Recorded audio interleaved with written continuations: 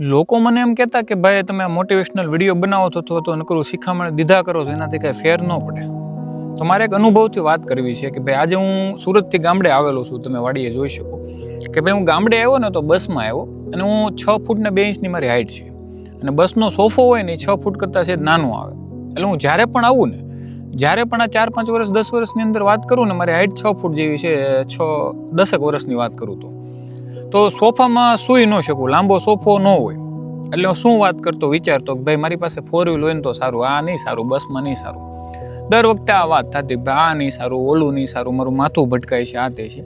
હું આમાં એક વિડીયો મૂકીશ નીચે, તમે જોઈ લેજો કે આ વખતે આ કન્ટિન્યુ વિડીયો બનાવું છું ને, ભલે જે થયું હું કોઈને મોટિવેશનની વાત નથી કરતો, પણ આ વખતે હું ગામડે આવ્યો ને, મને નિંદર ન આવતી સોફામાં, કેમ કે પગ હરખા ન રહે, કાં કુકડાને હોવું પડે, કાં બેહવું પડે. આ વખતે હું સૂઈ પણ ગયો, એક વાર પણ એવો વિચાર નથી આવ્યો કે મારી પાસે 4 વ્હીલ હોય તો સારું. આ વિડીયો બનાવવાથી 2 વર્ષથી કન્ટિન્યુ પોઝિટિવ રહેવાથી, પોઝિટિવ વાતો કરવાથી એટલો ફરક પડ્યો છે. બાકી જે એમ કહેતા હોય ને કે સાહેબ નકરું બોલવાથી કાંઈ ન થાય, મને અનુભવ થયો છે. જો કાંઈ આવો અનુભવ કર્યો હોય કે ભાઈ સારી વાત અથવા સારા માણસો સાથે રહેવાથી, કન્ટિન્યુ પોઝિટિવ રહેવાથી શું ઇમ્પેક્ટ પડે, આ ઇમ્પેક્ટ મને દેખાણી છે. કે મને અત્યારે ગામડે આવ્યો ને તો બસમાં ક્યારેય એવો વિચાર ન આવ્યો કે મારી પાસે 4 વ્હીલ હોય તો સારું, મારા પગ નથી સમાતા, મને નીંદર નહીં આવે.